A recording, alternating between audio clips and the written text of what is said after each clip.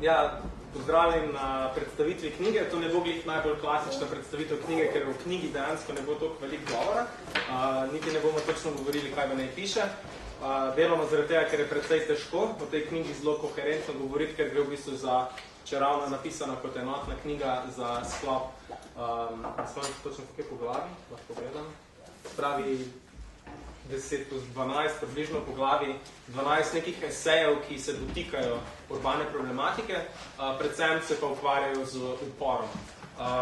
Kot je že rečeno, bilo naslov dela je novo urbano vprašanje, se pravi, ukvarja se z urbanim prostorom in spodbuja na nek način upor znotraj urbanega prostora. Ravno zaradi tega sem si zamislil, da bi govorili o 3 praksah, ki se odvijajo v Ljubljani in prek tega poskušali misliti, kakšno mesto se proizvaja, na kakšen način se proizvaja in kakšne prakse se zaprestavljajo te produkcije mesta.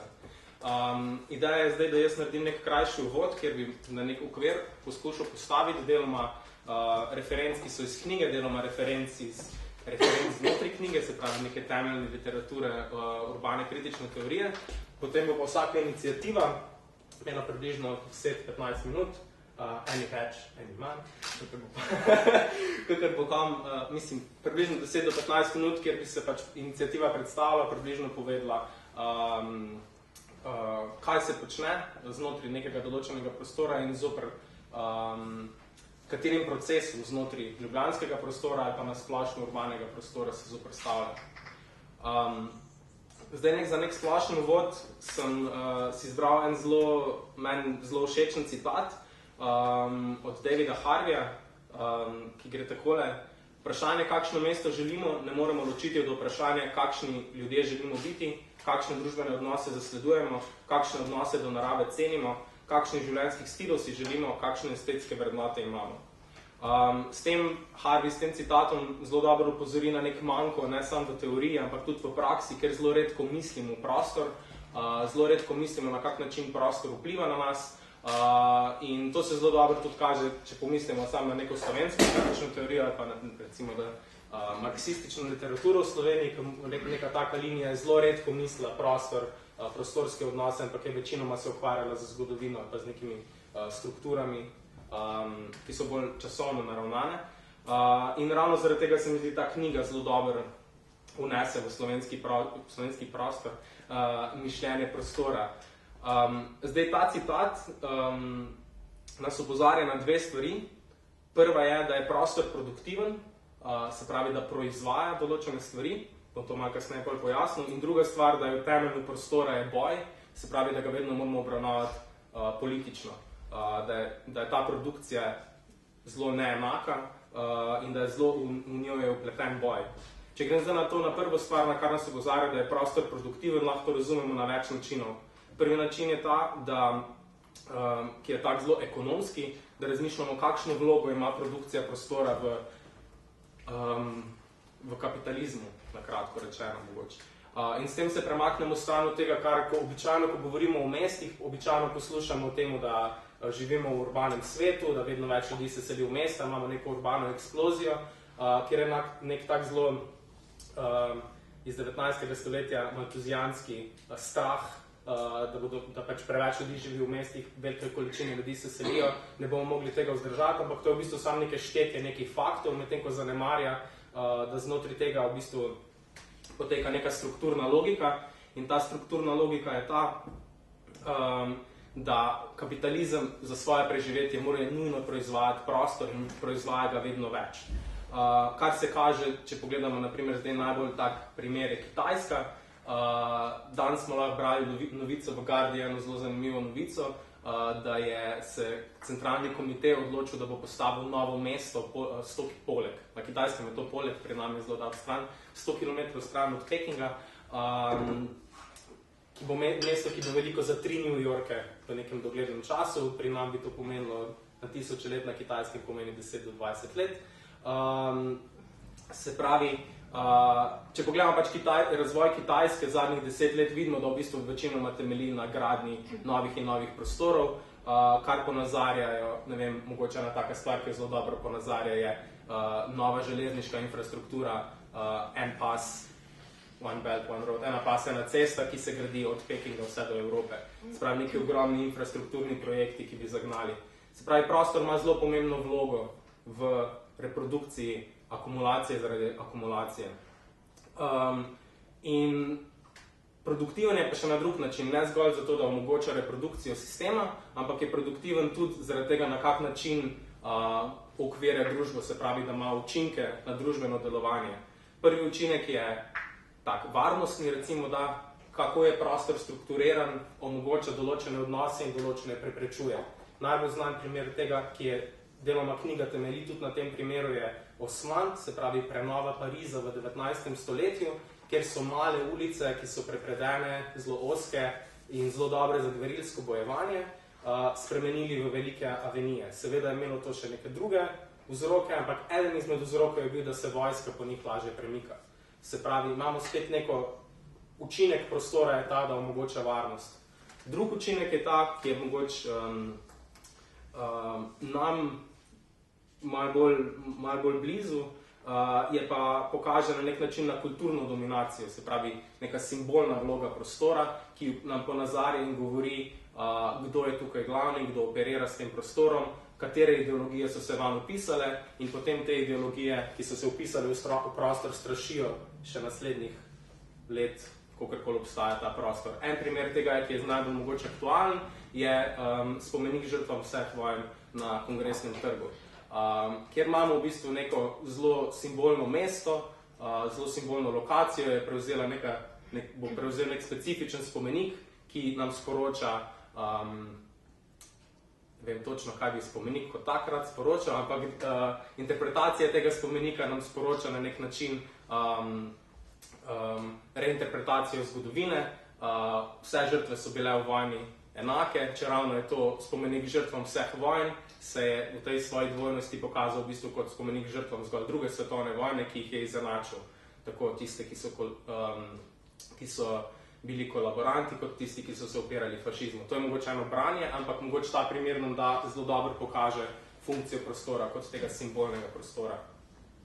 In zdaj to proizvajanje v sodobnem mestu, in zaradi tega so pač te iniciative tukaj tudi zanimive, nujno proizvaja izključenosti na različne načine.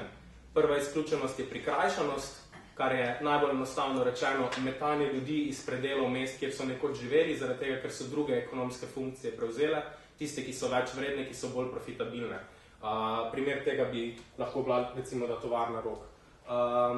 Druga oblika izključenosti je odtujitev, ki jo lahko razumemo kot izguba občutek za prostor, kot da nam prostor ne pripada več, kot da v njem ne bivamo v bistvu več, ampak se počujemo tujci v lastnem prostoru. En tak citat, ko se mi zdi, da dobro to ponazori, je Sharon Zukin, da imamo občutek, da se nam tla majajo pod nogami, medtem ko se nadaljuje gradnja vse višjih stavb. Se pravi, da se proizvaja na nek način dvojno mesto, na eni strani ta prikrajšanost, ki meče ven, na drugi strani pa odtujitev v predeljih, ki so najbolj razviti, ki so najbolj ekonomsko profitabilni, ampak v katerem se vedno bolj počutimo kot nek tujec. Če preslikamo to na Ljubljano, lahko bi na nek način rekli, da je to center Ljubljane, kjer se vedno bolj počutimo kot tujci, ali pa smo se prisiljeni vedno bolj počutiti kot turisti, medtem ko imamo pa ostale dele Ljubljane, ki so pa vedno bolj prikrajšani. To zdaj mogoče tak nek zelo na hiter skica te produktivnosti prostora. In zdaj druga teza, ki je pa za nas mogoče tukaj bolj aktualna, glede na to, da se bodo predstavile tri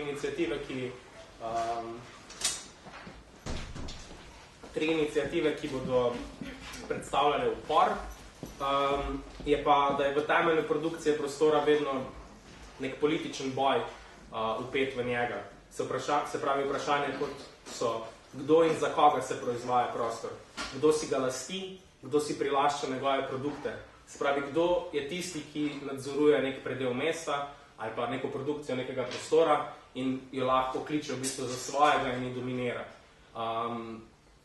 Ko gledamo na primer primere gentrifikacije, termin, ki ga najbolj poznate, se pravi zavzetje nekega predela mesta strani srednjega razreda, ki je prej pripadal revnejšim slojem, kar naenkrat ker naenkrat srednji razred je v bistvu tisti, ki si prilašča ta prostor, kot da si ga lastil zaradi tega, ker zna bolj ceniti arhitekturo, ali pa bolj ceniti zasnove ulic, ali pa bolj razume lokalno skupnost, medtem ko pač deprivilegirani so sam metali smeti po tleh, pa niso nič produktivnega počeli v prostoru, recimo da. Gre v bistvu vprašanje, kdo si lasti ta prostor. In s tem zelo hitro pridemo pač do vprašanja državljanstva. Kdo ima v bistvu dostop do produkcije prostora, kdo ima prvič dostop do produktov prostora in kdo ima dostop do produkcije. S tem v bistvu pridemo na nek način do razmišljanja, kar se tiče prostora, do novih oblik lastništva, pri čemer lahko mislimo stanovanjsko zadrugo, do novih načinov vključevanja, kjer lahko na nek način onkraj gradbišča bi lahko razumeli na tak način, do novih načinov rabe prostora, strani tistih, ki so pač izključeni in strani tistih, ki so vedno bolj obstojeni. In zdaj ta knjiga nam v bistvu v svojih poglavjih zgolj odstira malo neke določene prakse, ki nam pomagajo v bistvu razumeti ta boj, hkrati nam pa pomagajo razumeti oziroma pomagajo misliti, kaj se dogaja. Ampak ta misel ni na način kot razumevanje situacije, ni neka ta tehnokratska vednost, ki beleži, koliko ljudi se je preselilo kam, koliko se je zgradilo, kdo je gradil itd., ker to nas v bistvu ne zanima toliko zelo dosti. Ne zanima nas v bistvu ta realnost, ki se trenutno proizvaja, ampak nas zanimajo v bistvu pogoji, ki proizvajajo to realnost kot tisto edino obstoječo resnico. Zanima nas v bistvu pogoji, če se izrazim, pač David Harvey o tem pisal, ko je pisal o getu, ne zanima nas v bistvu toliko zelo, kakšen je geto, ampak nas zanima v bistvu pogoji, ki proizvajajo ta geto, zato da bi potem te pogoje lažje ukinili in preprečili, da bi geto sploh obstajal. In zdi se mi, da v bistvu vse te tri prakse, ki se bodo pač predstavljale, na nek način praktično poskušajo to delati, ukiniti pogoje, ki so vodili do njihovega vznika. Pri primeru onkraj gradbišča je bil pogoj zanemarjenost javnega na nek način prostora, urbanega prostora, se pravi gradbene jame. Pri tovarni Rog je bil od začetka spet v bistvu zelo podobno, zanemarjen javni prostor ali pa javna lastnina v tem primeru, ki se je potem sprevrglo v bistvu vprašanje, kdo si lasti produkcijo prostora, kdo lahko vanjo posega. Pri vprašanju stanovanjske zadruge gre pa za vprašanje v bistvu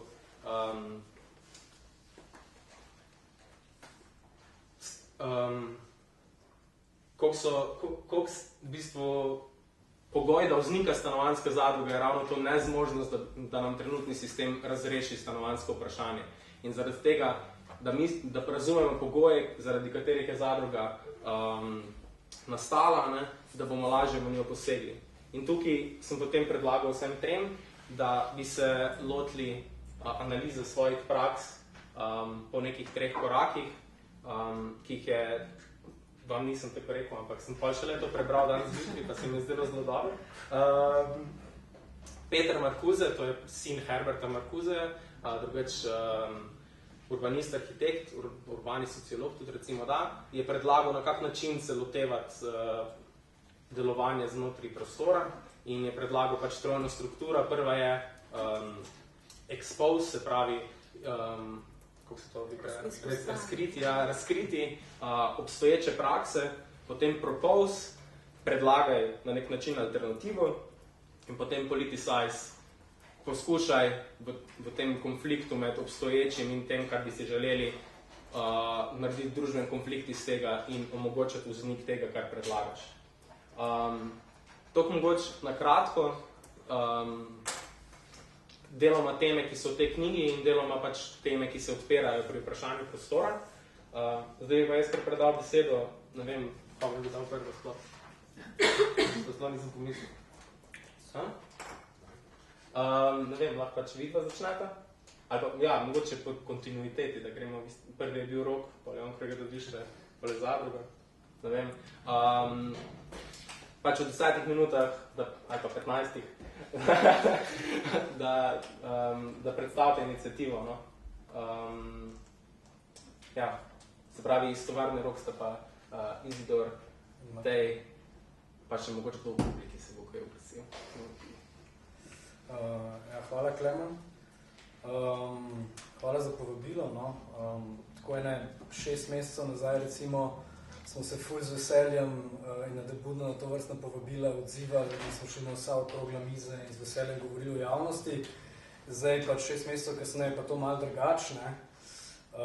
In zaradi tega so danes tudi 2 tukaj, oziroma mislim, da se še 3 vidim v publiki, ki se bo mogoče tudi oglasili, no? Ker je že samo mogoče malo problem tega, kdo zdaj stoji na tem mestu Roga, oziroma kdo se zdaj predstavlja kot Rog. In to ni toliko nepomembna opaska za začetek zgolj, je tudi pomembna v kontekstu tega, kar ne bi se danes pogovarjali. Se pravi, v kontekstu recimo teh tvojih vprašanj, ki si jih zastavil zdaj oziroma že prej po mailu, ne? Se pravi, v kontekstu tega, kaj Rog je, oziroma kaj Rog je kot iniciativa, kakšen boj bije oziroma boj proti čemu in kakšne odnose recimo proizvaja.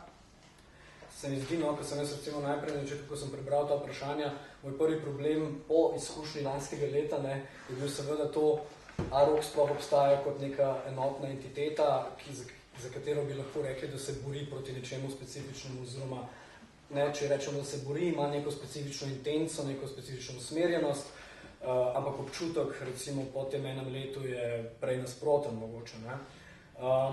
Ampak potem, ko so se recimo z Matejem tudi včeraj malo več o tem pogovarjala, smo prišli seveda do tega, da je problematično tako poenotiti Rog kot neko jasno iniciativo, ampak kar ga pa v končni fazi enoti je pa točno prostor. Ne? Se pravi, to, da je Rog neka prostorsko določena, zamejeno področje, recimo, ki ga neka skupina oziroma več skupin ljudi uporablja. In zato recimo na tem nivoju neke reprezentacije oziroma na nekem simbolnem nivoju ne moramo reči, da Rog obstaja kot jasno strukturirana zadeva, medtem ko na nivoju prostora pa. Ne?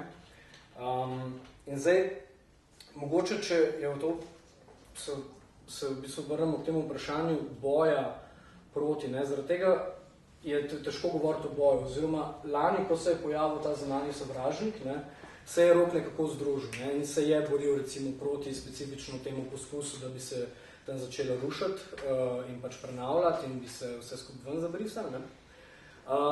Ampak prej bi jaz rekel, da tako kot si že ti malo nakazal, v tem, kar si govoril, da je v bistvu Rog prej nek učinek nekih procesov, ki se zunaj dogajajo, torej ni a priori politična sila, ampak je v bistvu neko prej zatočišče, mogoče kamor se nekatere družbene skupine ali pa nekatere prakse pač zatečejo, zaradi tega, ker določenega, ker se pač v siceršnjem prostoru mesta ne znajdejo, ne dobijo prostora kakorkoli. Ne?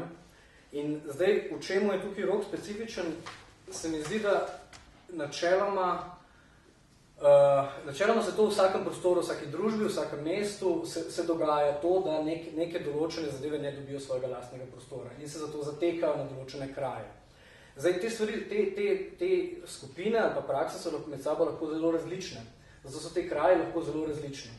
Ne, lahko so to nekaj podmostovi za, ne vem, brezdomce ali pa, ne vem, neke zapuščene hiše za narkomane ali pa NGO-ji za filozofe, ne.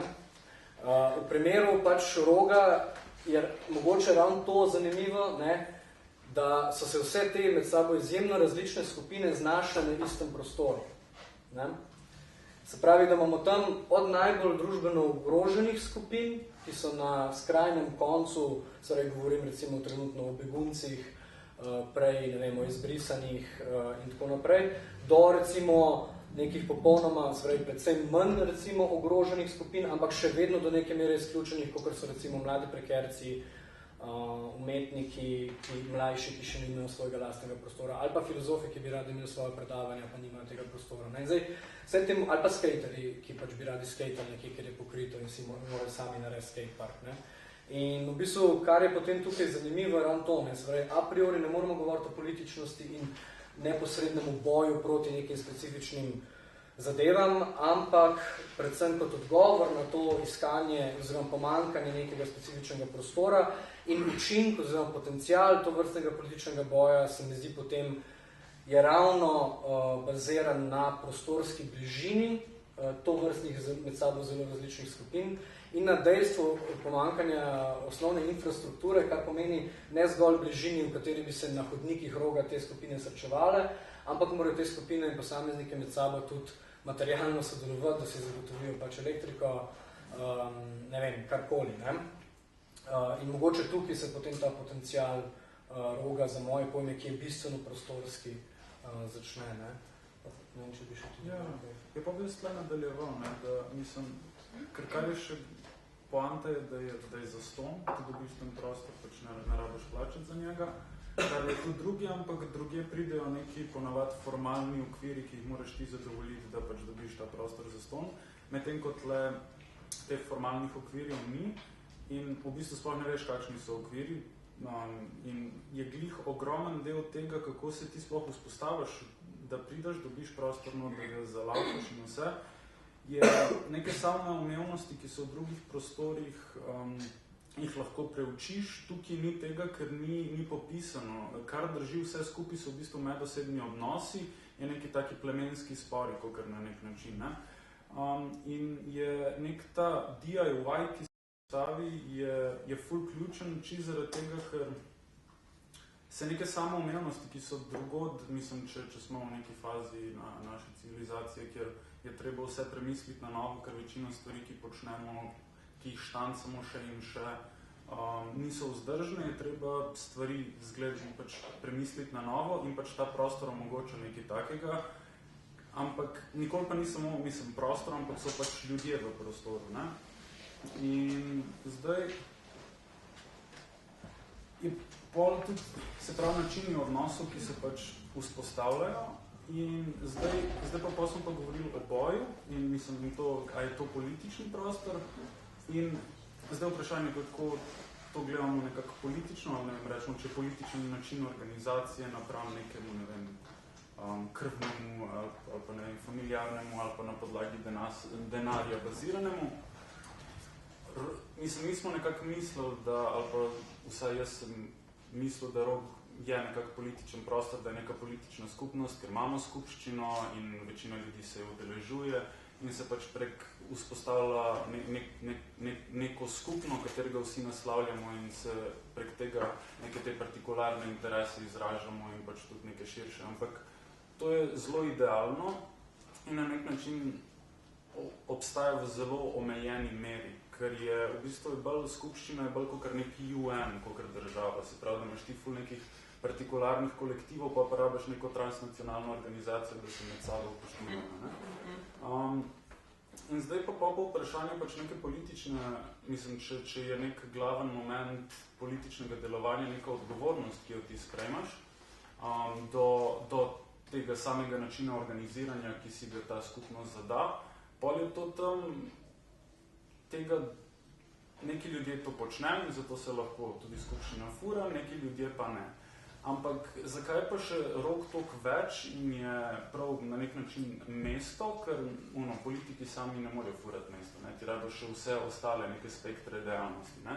In v tem oziru pa imaš ljudi, ki pa ne gledajo na rok kot neko celoto, ki oni morajo zdaj razumeti pa v skladu z njo delovati, ampak gledajo, ne vem, imaš neke umetnike, ki samo infrastrukturo gledajo in noben tega ni rekel, ampak gradi smeti, mislim, kaj še za smeti, gradi kanalizacijo, popravlja WC-je, dela nek art iz tega in prek tega vzpostavlja odnos, pa imaš pa ljudi, ki pa samo prek ta nek etos ali pa to neko skupno ohranjajo sam prek odnosov ena na ena in se s tem vzpostavljajo pač neke druge norme znotraj zidov, ker ni tega, kako bi lahko ti preučil, kako lahko deluješ to in pa moraš velikrat pač ena na ena vzpostavljati, pa doma ključe, pa doma agregator, kje pa ključiti elektriko, pa kje skupaj taljamo, pa tam je smeško, ni tam zacahno.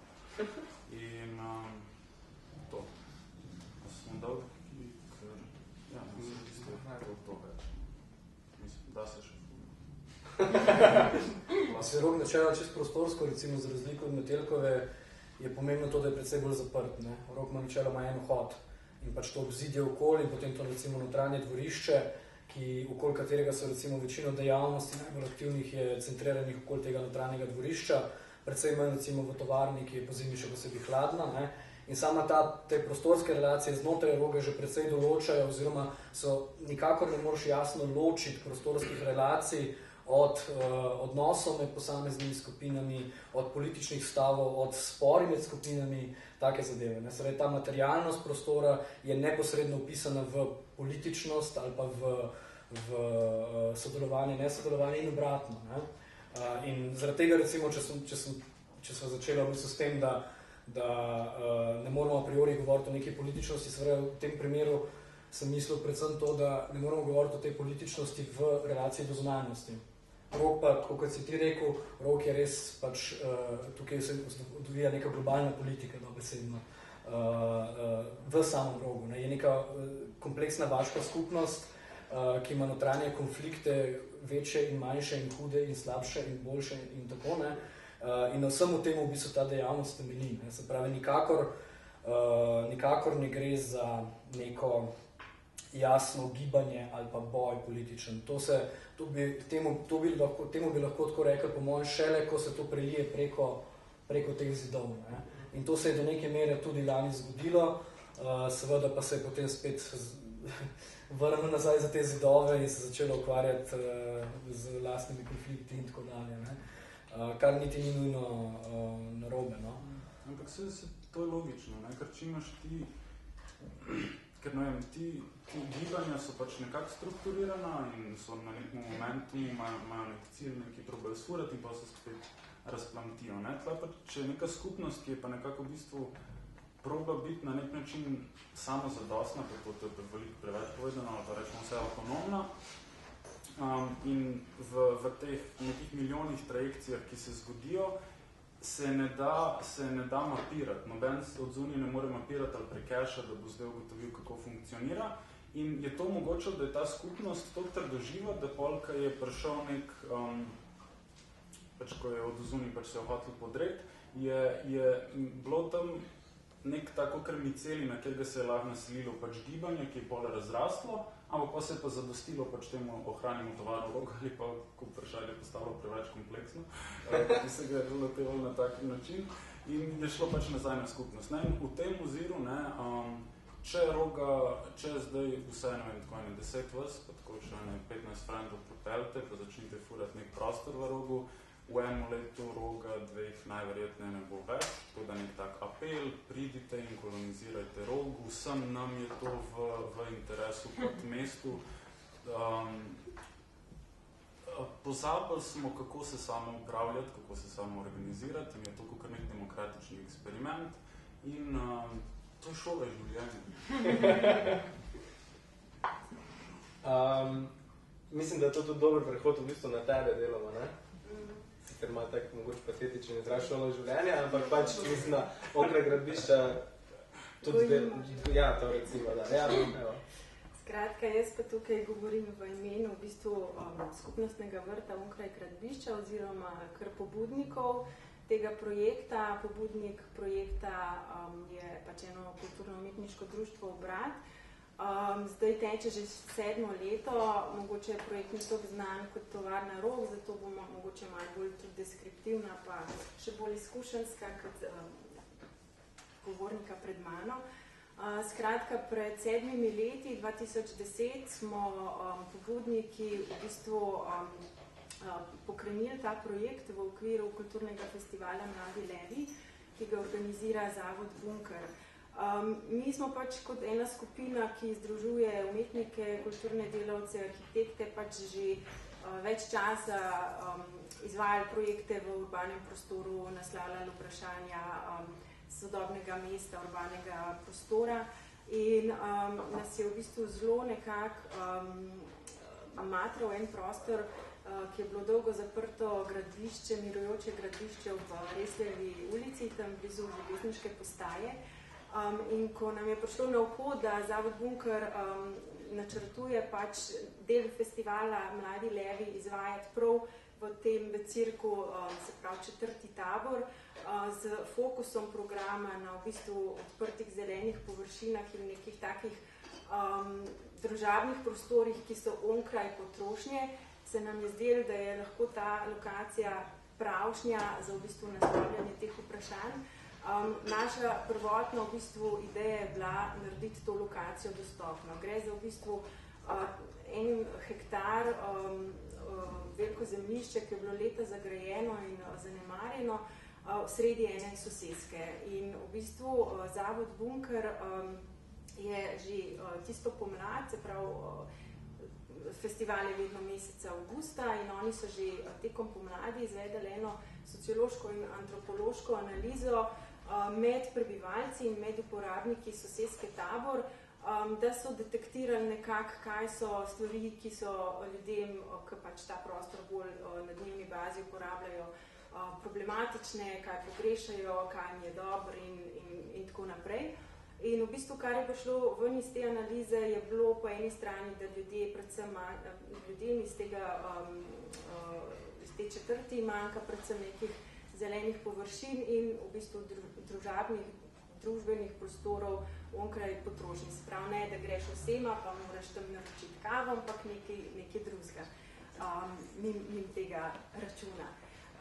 In v bistvu tudi mi, ko smo začeli delati na projektu, smo veliko časa namenili, da smo bili pač na lokaciji in da smo opazovali in smo se pogovarjali z ljudmi in v bistvu probali nekako detektirati, kako oni vidijo ta prostor in kaj bi se njim zdelo smiselno. In v bistvu skozi te razgovore je prav tako ven prišlo to, da ljudje pogrešajo v bistvu zelene površine in prostor za druženje in tudi z velikim poudarkom na vrtove. Tako da, če probam po tej strukturi, expose, razkriti obstoječe neke problematike, nam se je zdelo, da v bistvu en tak prostor, kakor je mirujoče gradbišče, da je res en simptom neke neoliberalne urbane politike, kjer pač v tistem apetitu za pač profitom pozabiš na neko obče dobro. In ko smo v bistvu ugotavljali lastništvo te parcele, je bilo zanimivo, ker so nas tako na Mestni občini Ljubljana kot na v bistvu podjetju Energoplan. To je pa podjetje, ki je v tej soseski že gradilo in je bilo tudi nekako namenjeno, da naj bi tudi gradilo v prihodnosti, če se ne bi ta nepremičninski balon razpočil. Vsi so nas prepričvali, da je v bistvu parcela last podjetja Energoplan. No, potem smo jih pač prepričali z izpiskom iz zemljiške knjige, da je dejansko MOL lastnik in naš sogovornik. In v bistvu smo bili veseli tega dejstva, ker to, da smo hoteli narediti prostor dostopen, smo hoteli narediti na način neke dogovorne rabe. In sicer iz vsaj 2 glavnih razlogov. En je bil ta, da je nekako bilo namenjen, da bi od tega prostora, karkoli že potem bo iz njega ven prišlo skozi določanje neke bodoče rabe, skratka, da bi od tega imeli predvsem okoliški prebivalci. Se pravi, ljudje, ki jih ta prostor zadeva na vsakodnevni ravni. In kje sem zdaj ostala, se upravičujem. Skratka, dogovorna raba zato, ker nekako, čeprav recimo mi kot posamezniki nam je blizu recimo praksa skvotiranja, ampak nismo želeli ljudi, ki bi bili potem udeleženi, sprav tudi, rečemo temu, neko potencialne neprijetne situacije. Drugič tudi zaradi tega, ker se nam je zdelo, da če bi šli že v štartu na ta način v ta prostor, da bi mogoče potem skupina udeležencev, ki bi se projektu priključila, bila precej homogenizirana. Se pravi, ljudje, ki bi se recimo prepoznavali v tovrstnih praksah, mi pa smo v bistvu se hoteli temu izogniti. In drugič ali pa tretjič pa to, ker smo želeli vzpostaviti dialog in komunikacijo z lastnikom, ker se nam je zdelo, da je pač treba na tem delati, da v bistvu gre za primer neodgovorne rabe prostora in da je treba nekako skozi komunikacijo in tudi potem skozi samo manifestacijo prakse pokazati, da so tudi drugi načini pač možni, kakor pa, da pač neka parcela leži mrtva, hladna do naslednjega izkopička. Skratka, to je bil nek ta prvi moment expose, razkriti in tudi predvsem to nam je bilo pomembno, da skratka, da se pokaže, da ljudje pač morajo imeti bolj aktivno vlogo v tem, kako vidijo svoje mesto, kako ga hočejo razvijati, kako ga načrtujejo in kako ga v bistvu v končni fazi lahko tudi soopravljajo.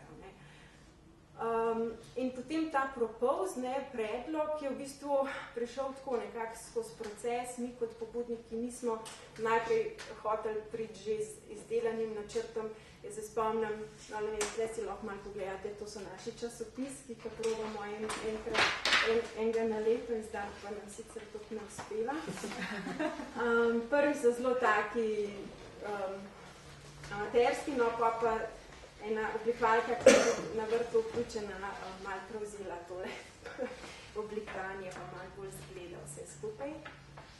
Skratka, ko smo začeli delati z zavodom Bunker, pa so nas zelo nagovarjali, dajte nam narediti kakšne načrte, pa renderje, pa fotokolaže, kako bo to vse izgledali, pa smo rekli, ne, mislim, kaj lahko mi zdaj damo iz roke, pač fotografija praznega prostora in lahko na tej osnovi komunicirate projekt naprej. Ker v bistvu zelo nam je bilo pomembno, da pač skozi ta proces in skozi komunikacijo, da se ta raba določi in v tem smislu smo to razumeli kot en poskus tudi taktičnega urbanizma. Se pravi, če urbanizem v osnovi nekako kot panoga tako strateško nekako zastavljen, da nagovarja pač dolgoročne procese in je v bistvu taktični urbanizem se bolj hitro odziva na neke potrebe v prostoru in mi smo želeli te potrebe nekako detektirati in v bistvu nasloviti. Tako da ta čas festivala v mesecu avgustu 2010, to je bilo 2 tedna, smo dejansko izkoristili za to, da smo odprli lokacijo, da smo začeli čistiti, urejati, nagovarjati ljudi, vabiti ljudi, da se pridružijo in predvsem tudi zelo komunicirati. In ta format kulturnega festivala v bistvu se je tudi obnesel zaradi tega, ker smo pač lažje dobili dovoljenje strani Mestne občine Ljubljana, imeli smo zanesljivega partnerja, pač priznano uveljavljeno kulturno inštitucijo, ki je nekako jamčila, da zelo ne bo mogel jeti narobe ali kaj. In hkrati smo pač želeli izkoristiti to, da so nam odškrtnili ta vrata, da damo nogo vmes in da prosimo pač za podaljšanje. Ker se nam je zdelo tako, ker si pač enkrat v tem sistemu, da ti pač mesto da dovoljenje za začasno rabo, da potem ga lažje podaljšuješ, kakor pa v štartu v bistvu dobiš. In dejansko se je izkazalo, da pač format neke kulturne prireditve v tem smislu zelo priročen. Tako smo pač začeli, konc poletja, sezone je bilo že konc, ljudje nekako niso se jih prepoznali, da bo tukaj res kaj rastel, ker to je bilo res gradbeno smetišče. Tako da smo prve mesece pač probali naslavljati ljudi in bili na začetku pri tem precej neuspešni. Na začetku smo res bili bolj sami, pa prostovoljci, pa prijatelji in tako naprej, ko smo tam čistili. In potem z prihodom nove sezone smo v bistvu naredili spet nov krog naslavljanja teh okoliških prebivalcev in v bistvu rekli, zdaj bomo en mesec vsako soboto prisotni od do, če vas zanima, pridite in tako se je nekako začel. In v bistvu prvo soboto je prišlo nekih 20 ljudi, v glavnem pač iz te soseske in smo pač mislili, da bomo samo malo predstavili vse skupaj, ampak so kar takoj začeli delati in smo tudi tako začeli nekako na pavc načrtovati in organizirati ta prostor. Tako da mi smo kot pobudniki imeli samo 3 pravila, ki so bila pač nediskutabilna. Eno je bilo to, da če želiš sodelovati, da si moraš samo spostaviti svojo gredico. Vrt je pač tako narejen, da poleg skupnih površin imajo ljudje tudi svojo gredico, ki so sicer bolj mehni. Zdaj trenutno je teh gredic 40, kar pomeni cirka 100 ljudi je aktivnih na lokaciji, vključno z otroki.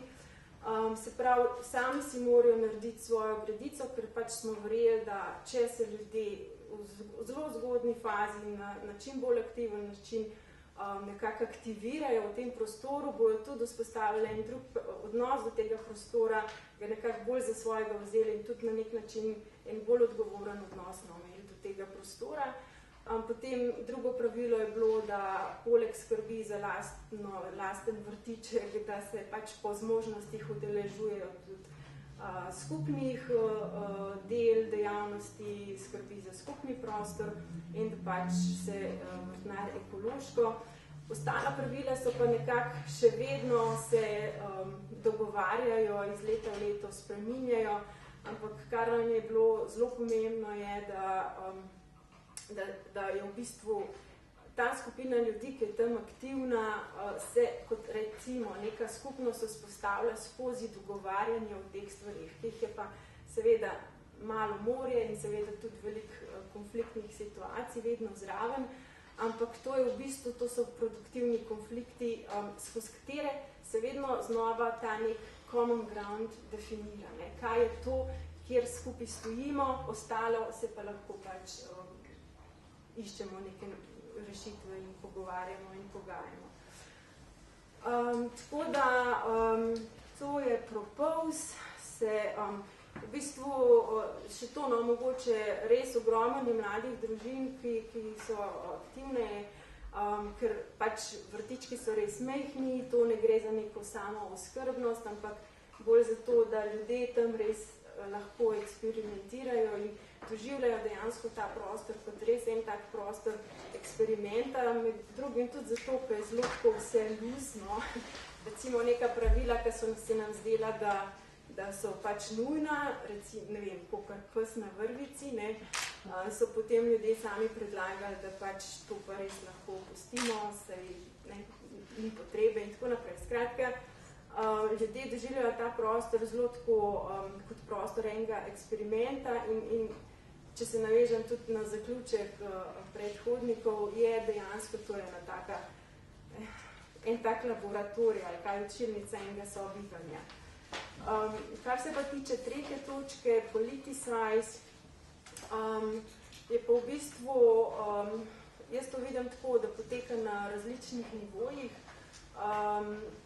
Eno je pač že samo vprašanje aktivne udeležbe ljudi, meščanov, meščank pri sooblikovanju in soupravljanju mesta, naslavljanje teh vprašanj in skozi svoj pač primer nekako demonstrirati neke zadeve. Drugo je pač vprašanje tudi teh mirujočih gradbišč, kot skupina smo to vprašanje naslavljali na še potem v kasnejših projektih ali pa tekstih in tako naprej. V tem smislu razširjanja dometa gradbene jame, ozelenele, se nam je pa zdaj zelo pomembno tu. Zdaj, če se pogovarjamo o vidiku prostora, kot pomembnem, no, vse zadnje tudi zdaj, pač govorimo o knjigi, v neki kritični družboslovni teoriji, se nam zdaj enak pomemben tudi vprašanje časa. Se pravi, kaj se zgodi, ko ob prostor postaviš v fokus tudi vprašanje ali pa pomen časa. Kakšen domet ima lahko ena manjša začasna raba prostora v tem nekem dolgoročnejšem ali pa celo sistemskem smislu. To nam je bilo zelo pomembno. In v tem smislu smo probali potem na različnih nivojih tudi se aktivirati, med drugim tudi na ta način, da smo se včlanili v mrežo za prostor. Gre za pač mrežo nevladnih organizacij pa lokalnih pobud, ki so pač aktivne na področju urejanja prostora ali pa nekih prostorskih praks in politik.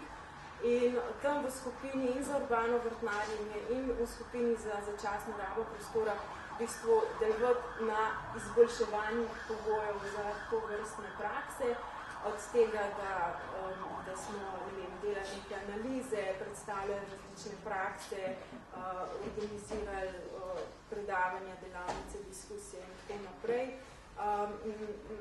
V končni fazi tudi predlagali neke zakonodajne spremembe. za področje recimo mirujočih gradbišč. Tako da je pa še to zanimiv ta moment političnosti. Zdaj pač jaz tukaj govorim kot v imenu pobudnikov naše skupine, kaj pa potem sama, rečemo, skupnost teh vrtičkarjev, kjer se potem oni tukaj najdejo. Moram reči, da večina, ki se je pridružila projektu, se projektu pridružila predvsem s to ambicijo ali pa željo res imeti svoj vrtiček, ampak je potem s časoma v bistvu vzela ta prostor za njih bolj pomemben kot en prostor družabnosti, to je eno, se pravi prostor druženja, v enaki meri, vsaj, če ne še bolj, kot za to, da lahko tam nekaj pridelujejo. Pa tudi kar nekaj od ljudi, ki so pač aktivni, se je potem začeli priključevati še na nekih drugih nivojih aktivnosti, ki smo jih mi nekako tudi pelali. In pred 2 leti se nam je zgodil pač, da smo dobili, mi pač iz leta v leto podaljšujemo pogodbo z Mestno občino Ljubljana in v momentu, ko smo čakali na podaljšanje pogodbe, smo dobili odločbo, da moramo nemudoma zapustiti lokacijo in potem smo probali najprej iz strani mestne uprave dobiti informacije, zakaj, kaj se dogaja, potem se je izkazali, da se ob Masarikovi, to je pa parcela, ki je blizu naši, načrtuje neko začasno parkirišče na prav tako nekem mirujočem gradbišču in ljudje so se pač temu uprli in so rekli, čeprav smo pristopili k temu projektu nekako z zavestjo, da gre za začasno rabo in se tudi zavedamo, da lahko enkrat od tukaj bomo odšli, ampak ne sprejmemo tega, da bo v bistvu ena začasna raba, ki je, ne vem, tako rečemo, trajnostna, zapustila v bistvu to lokacijo zaradi začasne rabe, ki je vse prej trajnostna, skratka, začasna parkirišča. Tako da to mogoče za začetek. No, ampak kaj pa še epilog tega, če vas zanima, kaj se je pol zgodilo. Skratka, dobili smo podaljšano pogodbo, tisto poletje potem in v bistvu letos, zdaj po zimi sem pobrala v delu, da tam ob Masarikovi ne bojo gradili teh začasnih parkirišč, ampak bo dejansko nek park in igrišče in del lokacije rezerviran za v bistvu javni stanovanjski sklad, za nek objekt. Tako da, ne vem, mogoče to tudi malo tle so vplivali. Tako.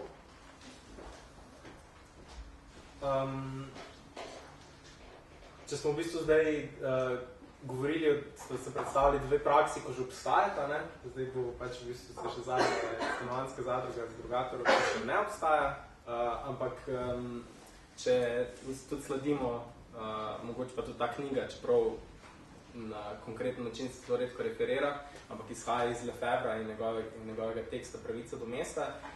Je pravica do mesta ne pomeni pravica do mesta do tega mesta, ki zdaj obstaja, ampak pravica do upletenosti v produkcijo prihodnega mesta. In to v bistvu na nek način se mi zdi, da za Drogator dela, to se zdaj delam, kot da nisem član za Drogatorja, jaz sem pa drugače za Drogatorja. Ampak ja, Domen bo zdaj predstavil v bistvu, kaj počnemo. Ok, ja, lep pozdrav še v mojem imenu. Hvala, Klemen, in tudi pred tem, ki ste predstavljali svoje projekte pred mano. Ja, zanimivo, zelo dobro izhodišče. Jaz sem glih hotel v bistvu začeti glih s tem, da na nek način smo si vsi podobni, z razlikami takšnimi in drugačnimi, kar se tiče našega delovanja, pa kar se tiče našega namena. Ampak vsekakor, kar vi imate, mi še nimamo. In to je prav to svojega prostora, nekega fizičnega prostora, neke stavbe, zadruge, vse zadruga je, nisem hotel uporabiti besede, zato ker to je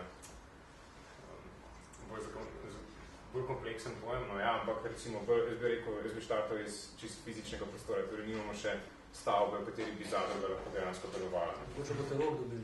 Mogoče boste, mogoče samo smo šli na občino kaj dogovarjati. To bo pa še zanimiva debata. Ampak ja, jaz mogoče ne bi nujno rekel, da zadrugator zaradi tega ne obstaja. Ne. Mi v bistvu že obstajamo kot zadruga. Zadruga je pa seveda v bistvu v prvi vrsti pravno-formalni pojem. Ne. Mi obstajamo kot pravna oseba, kot neka skupina ljudi, ki se prizadeva za to, da bi se dejansko zgradila tudi stanovanjska zadruga, da bi dobili nek svoj prostor, na katerem bi potem udejanjili to, vsaj en del našega projekta, en del našega poslanstva, recimo namena, ki je zagotavljanje nekih bivanjskih prostorov, ki bodo cenovno dostopni za širše množice, za vse, in pa bojo seveda tudi dostojni za bivanje.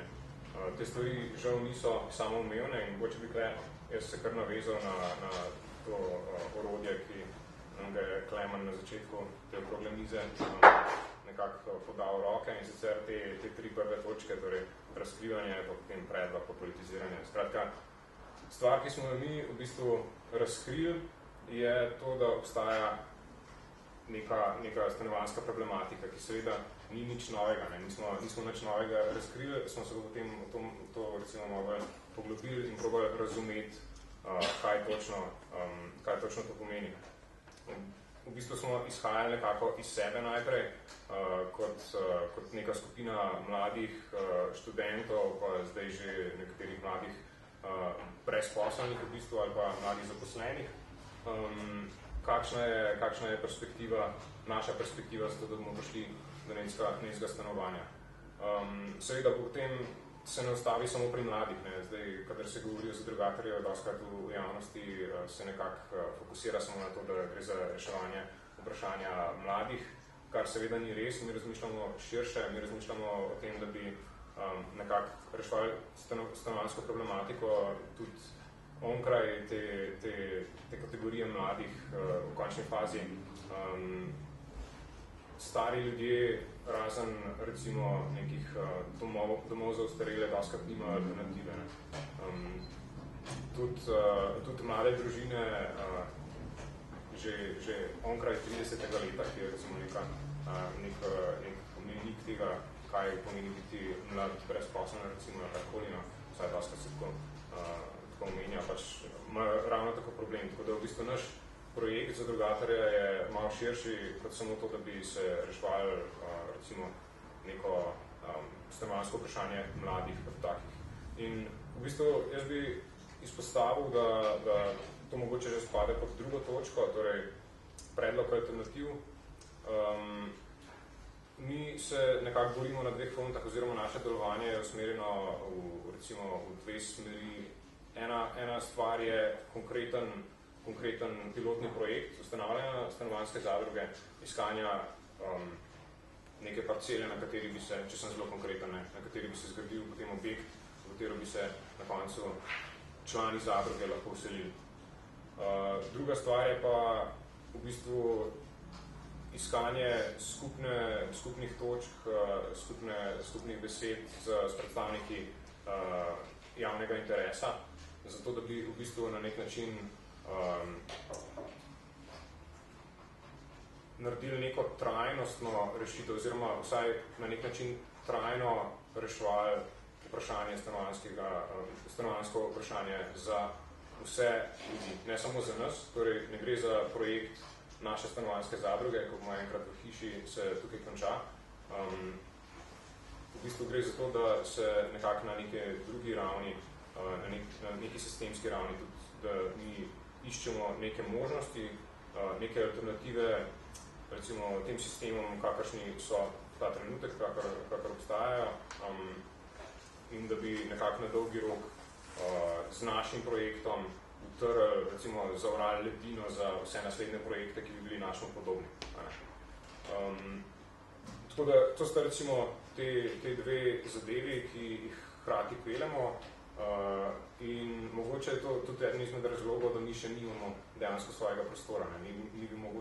Mi bi se lahko ustanovili v končni fazi kot zadruga, našla neko hišo in potem probajo samo doseliti in naredili biko in potem bi samo znotraj sebe delovali še naprej kot zadruga. Kot zadruge, stanovanjske seveda, že delujejo tudi v tujini. Stanovanjsko zadružništvo v bistvu ni nič tako zelo novega, je na nek način novo za slovenski prostor, ker v Sloveniji ni stanovanjskih zadrug, medtem ko v tujini so. In tudi delujejo na različne načine, vsem pa je pač v bistvu v osnovi enak ta alternativen model lastništva, bi lahko rekla. Zdaj, te se seveda razlikujem, ampak recimo, da to je pa res, da je ta druga točka, torej predlog alternativ. Kar se v bistvu naša skupina prizadeva je, da bi se ustvarila neka nova alternativa, novo alternativno lastništvo recimo tega prostora, v katerem se biva. Torej, razmišlja se o smer skupne lastnine na nek način, ki ne tako kot roka je v bistvu shod, ima potem probleme s sistemom, ampak in je potem na ta način obsojeno na to, da mogoče jutri pride še en bager, pa vas prova ven vrst. Mi v bistvu hočemo rešiti način na neki sistemski ravni, torej da je ta prostor, ko je enkrat, ko ga skupnost ima v upravljanju, da je potem trajnostno dostopen za ljudi in da se potem okrog njega lahko potem širijo mreže in potem recimo ustvarja prostor, ki ni vezan nujno samo na čist fizičen prostor, ampak se potem nekako kot neka mreža širi v okolje. Ja. Kje bi jo tukaj nadaljeval? Koliko smo daleč? Trenutno, to v bistvu, če sem rekel, da nimamo nobenega svojega prostora, tudi ni čist res. Imamo namreč eno pisarno, toliko smo daleč, da imamo prostor, v katerem se lahko vsi skupaj dobimo in potem načrtujemo pač naše dejavnosti. Pred kratkim smo zaključili recimo eno poglavje našega boja na sistemski ravni, bi lahko rekel temu, torej pogovore z akcijsko skupino, v katero so bili vpleteni predstavniki javnih interesov, pa še nekatere druge iniciative, kjer se je nekako šlo predvsem za odpiranje prvih poglavij na urejanju vprašanj stanovanjskega zadružništva na sistemski ravni, torej na ravni zakona. Zdaj, producirali so pa eno poročilo, ne bom šel v podrobnosti tega, seveda pa nam te pogovori nas ne bojo pripeljali do tega, da bomo zdaj imeli kar naenkrat parcelo. S čim se ukvarjamo, to je bila ena stvar, s katero se ukvarjamo, potem se ukvarjamo tudi, trenutno potekajo delavnice participatorne arhitekture na arhitekturi, torej na fakulteti za arhitekturo, v katero v bistvu probamo vključevati tako sebe kot že člane zadruge, kot potencialne bodoče člane, vse od mladih družin, ki sem jih že omenil, pa potem do starejših, sodeluje se tudi to je že društvo, Zveza društvo upokojencev, skratka, da imamo neko bazo ljudi, ki so pripravljeni sodelovati v teh procesih in v bistvu delati neke pilotne projekte. Jaz bom tukaj podal naprej dve brošurci, mogoče je dobro, da gre ena na drugo stran, sem to, da si predstavljate, o čem govorimo. Te delavnice, ki potekajo trenutno na arhitekturi, so dosti podobne temu, kar boste že videli v tej publikaciji. Skratka, gre za sodelovanje študenti, da razvijajo že konkretne arhitekturne rešitve za vprašanje skupnostnega bivanja. Mogoče še nisem izpostavil tega, v stanovanjskih zadrug je malo morja lahko, to je samo nek pravni koncept za urejanje recimo neka pravnega statusa določene skupnosti v odnosu do države. Potem so pa te zadruge znotraj sebe lahko urejajo na malo morje različnih načinov. Lahko so bolj participatorne in delujejo kot neka skupnost, lahko pa so čist fragmentirane in v bistvu delujejo kot neka navadna agencija za stanovanje, ki potem stanovanje oddaja.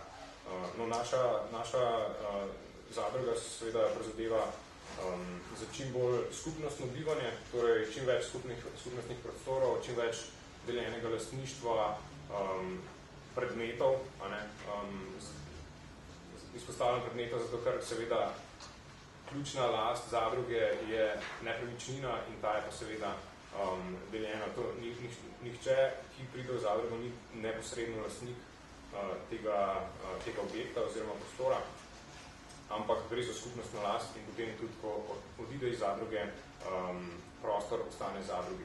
In to je ta v bistvu inovativna oblika lastništva, ki sem jo že dvakrat omenil, pa mogoče nisem tako dobro definiral. Ja. A sem kaj pozabil? Verjetno me malo nesel jaz. Tretja točka je bila še politiziranje. Seveda mi se, če sem mogoče vsaj upam, da vsaj približno predstavil, na kje točki se zdaj nahajamo. Torej, delamo neke projekte, malo se promoviramo, probamo sodelovati s čim več iniciativami, s čim več ljudmi, probamo na sistemski, na državni ravni določene stvari, problematike odpirati, jih reševati, vsaj potencialno nekako neke nastavke narediti, zato da bi prišlo recimo do spremembe zakonodaje ali pa kakšnih konkretnejših dejanj strani države. No, seveda pa ni tukaj garanta, da bomo mi preko teh pogajanj recimo, ali pa sodelovanj prišli do konkretnega recimo, zemljišča ali pa do konkretnega projekta. In zato nas recimo na tretji točki politiziranja morda dolgoročno čaka tudi dejansko nek politični boj, mogoče neki stopno naprej, ne samo neki pogovori in pogajanja in lepe besede, ampak mogoče tudi kaj angažiranga in seveda kakšen korak stran od samih pogajanj, da bomo v bistvu samo iniciativno stvari lotili. Ja, to nisem mogoče najbolj skomunicirano. Vse je bilo razumljivo. Je bilo razumljivo. Skratka, ja, no, mi se predvsem ukvarjamo s tem razumeti, kako se boriti proti neki tej inerciji sistema, kakršna zdaj obstaja. Ne govorim samo recimo okorne zakonodaje recimo, in pa še neobstoječih nekih mehanizmov, ki bi podpirali stanovanjsko zadružništvo na neki splošni ravni. Ampak v končni fazi tudi s tem, da ljudje ne poznajo stanovanjskega zadružništva kot takega in tudi je vsem treba to na novo nekako predstaviti. To je tudi obstaja, to je tudi ena izmed dejavnosti, s katerimi se mi ukvarjamo. In recimo, da te delavnice participatorne arhitekture, da so tudi eno konkretno delovanje v to smer. Tako, no. Jaz bi mogoče kaj zaključil, pa še kakšno vprašanje pa lahko. To mogoče nisem na začetku povedal, da ideja je pač, da se iniciative predstavlja, potem se podpre za splošno diskusijo. Zdaj samo mogoče, to, ko se je zdel, da v bistvu, to, ko so bile raznolike prakse, čeprav mogoče niti niso tako zelo zvenela, so neke tri stvari, ko jih vežejo. Prva je v bistvu, da so v bistvu odziv oziroma učinek, to, kar se bilo najbolj izpostavljeno, odziv ali na neko konkretno potrebo ali pa na to, da si izgnan iz posod drugod. Drugi je v bistvu, da odpiraš prostor za vključevanje in participacijo, kar se na različne načine manifestira, ampak v bistvu to neka, kot je bila pregnana šola življenja. In bom to sposob uporabil. Da odpira prostor v bistvu za participacijo v prostoru, kak je kontra, obstaja neka revija, ki se reče Slovenian Times, če poznate. To je zelo zabavno branje, ker to je revija v bistvu promocije Slovenije tujim investitorjem. In zadnja številka je zelo veliko govori o nepremičninah, kjer je seveda izpostavljena Ljubljana. In potem je navedenih 5 točk, zakaj je splača investirati v Ljubljano, in 5. točka je prijazno investicijsko okolje, kjer, kot da bi bila šala, piše, župan je osebno upleten v vse večje odločitve v mesto. Ne? In to je v bistvu pozitivno pri investicijskem okolju. Kar pomeni, da v bistvu vsi ti projekti grejo stran od tega, v bistvu ne centralizirajo odločanje, ampak ga poskušajo čim bolj odpreti in razširiti. In tretja stvar je pa v bistvu, da se zoprstavljajo po blagovljenju, kjer je bilo izrečeno različne načine, da je zastonj, da je dostopno čim več ljudem, da je cenovno ugodno. In se s tem v bistvu zoprstavljajo trendu, ki je pač v mestu spet, da je vedno bolj poblagovljen tako kot prostor sam, se pravi, da se trži po čim višji ceni, kar so manifestacije tega so v bistvu prazna gradbišča, ko se ne more prodati po najvišji ceni, so pač ostanejo prazna. Ali pa so v bistvu način rabe, če pogledamo pač center mesta v Ljubljani, v bistvu je način rabe vedno bolj rezerviran za najbolj dobičkonosne dejavnosti, kar so pač v Sloveniji kavarne, in zelo dobro grejo v smer tega, kar je Sharon Zukin poimenovala pacifizacija s kapučinom, kar je na nek način zelo dobra metafora centra mesta Ljubljane. Mogoče neke te tri stvari, ko se mi zdi, da pač povezujejo, na nek način se mi zdi vse te tri projekte, iniciative, mogoče bom govoril zdaj projekte, nekaj kaj rečem, prostore, potencialne ali realne.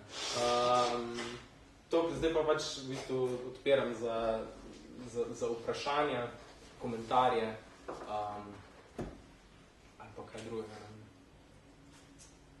Lahko seveda. Ja, jaz imam eno vprašanje. Klemanovo se predstavlja vse kot iniciativa, pa me zanima, če vi sami sebe mislite kot iniciativa. Mislim, jaz sem rekla, da nastopam tukaj v imenu pobudnikov tega projekta, rečemo temu skupnostnega vrta. Tako da, ja, v tem smislu mi smo nekako vrgli seme in zdaj tam raste. Ja, pri nas je zemlja toksična, tako da ta začetno gibalo ni dovolj, da gre v tekom, moraš konstantno goniti, ne, tako da če je to odgovor kot ja ali ne. Ja, mi smo pa zadruga, ne. To je v bistvu tako, kot bi rekel, kot podjetje, samo da nismo podjetje. To je pač, mi smo skupnost ljudi, ki ima pravno-formalno urejen status. Težko bi rekel, da smo iniciativa kot taka, mogoče imamo elemente tega, ampak ja, osnovi težko bi to rekel. Jaz bi samo dodala k temu, da je v bistvu je šlo to, pa zdaj malo karikiram to tako daleč, da v bistvu jaz še razen za moške še imen nisem slišala. In še to je bilo zelo bežno omenjeno. No? Mislim, dejansko je šlo gre samo za iniciative in ne za osebe. Si je poudarjena tema, ni skupno. No, se pravim, ja, da v bistvu je tudi predstavitev šla zelo v to smer, da ste tukaj samo kot iniciative, ne kot posamezniki. No, ko jaz tudi lahko rečem, drugače mi je ušlo, da ta projekt skupnostnega vrta tudi predstavljajo ljudje, ki so se kasneje priključili. No. Imamo tudi potem od maja do septembra imamo odprte ure vsak teden in dežurstva cirkulirajo in tam vedno so tudi v tej vlogi, da so vodiči po vrtu in tudi na raznih potem organiziranih situacijah, ne vem, kakšnih seminarjih ali pa. Pa orodje cirkulira, to ni še kaj, ni to smo. Ja, in tako vse temu trike pa grablje pa to skupno, kako je, ne?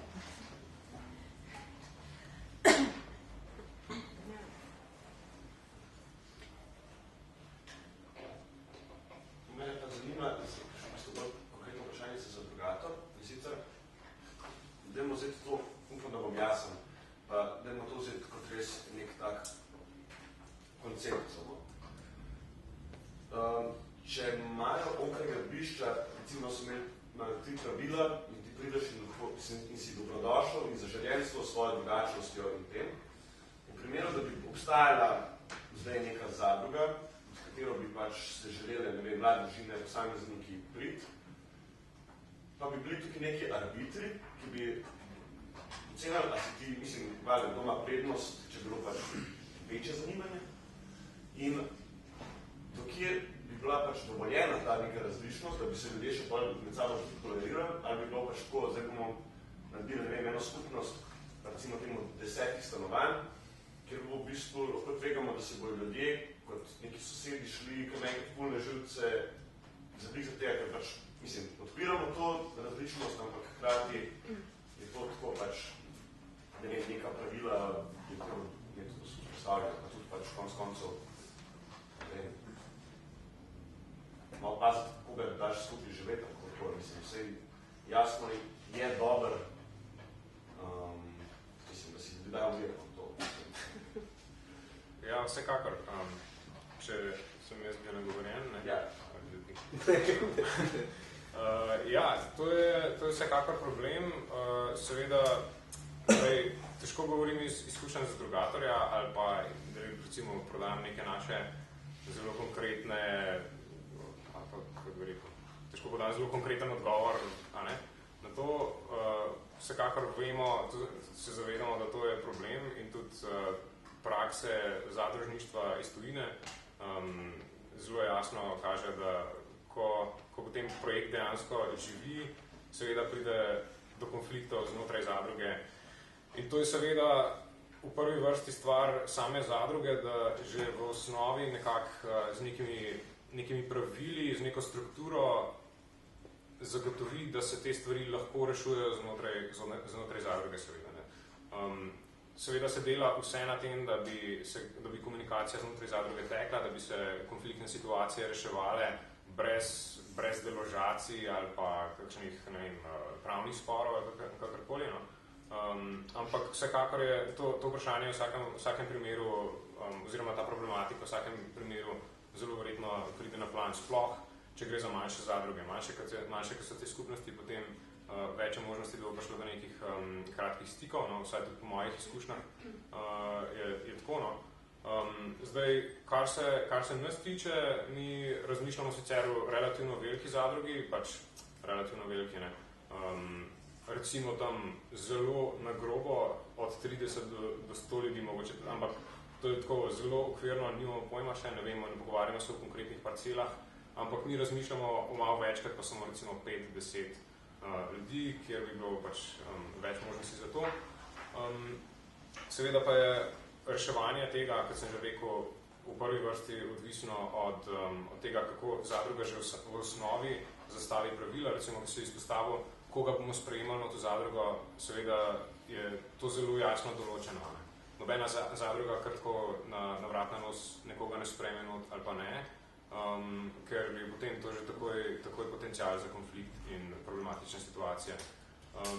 In tako da je nek proces, so neki kriteriji, v katerih se potem recimo zadruga kot skupnost seveda odloči, komu bo pustila, da postane tudi del te skupnosti, komu pa recimo ne. In ja, vse je v bistvu vse je odvisno od skupnosti kot take, kako bo potem ona s temi konflikti znotraj delala. Je pa eden izmed zelo problematičnih stvari tudi to, kar se mi zdi, nekako sem začutil v tvojem vprašanju, kdo bo imel sploh pravico, recimo, da postane del zadruge. Ne? Tudi finančno gledano, recimo, to potem pride do problematik, ampak spet ne. To je odvisno od tega, kako zadruga v osnovi postavi neka svoja pravila, načela in potem, tukaj se potem naprej štarta. Ano, še eno.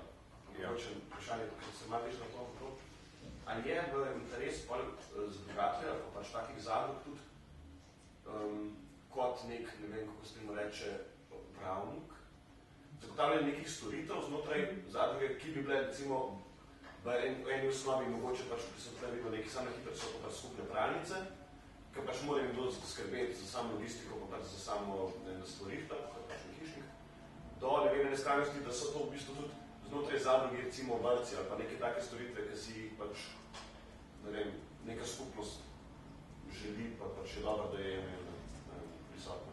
Ja, seveda, ne. to sploh, takoj, ko je večja zadruga, takoj, ko je več ljudi, takoj, ko je več skupne lastnine, je seveda logično, da se proba te stvari nekako čim bolj strukturirano reševati. Ni nujno, a ne? Zdaj, lahko zadruga se določi, ok, mi bomo imeli pa vsak mesec bo nekdo skrbel za pravne stroje. Spet odvisno od tega, kakšni so notranji dogovori, ampak seveda prej, večja kot je zadruga, več kot je neke skupne lastnine, bolj je smiselno imeti recimo malo strukturirano to. Tudi seveda ne moramo pričakovati, da recimo, če imamo zelo veliko zadrugo 100 ljudi, da bodo vsi enako angažirani v vsakem pogovoru o tem, kakšna bo pa zdaj investicija v nove pravne stroje ali pa kdo bo zamenjal žarnico. Zato se potem mogoče to segmentira določene področja znotraj same zadruge, tudi recimo delovanje zadruge na vzven ali pa recimo finančne dejavnosti, recimo take bolj stvari, ki so upravniškega značaja, kako bi rekel, se lahko naredi neko telo znotraj zadruge, ki gre v bistvu tako kot nekako za nek odbor, izvršni odbor, recimo, kakorkoli bi temu rekel. Ampak spet ne, to je čisto odvisno od skupnosti oziroma zadruge kot take, kako se zmeni to.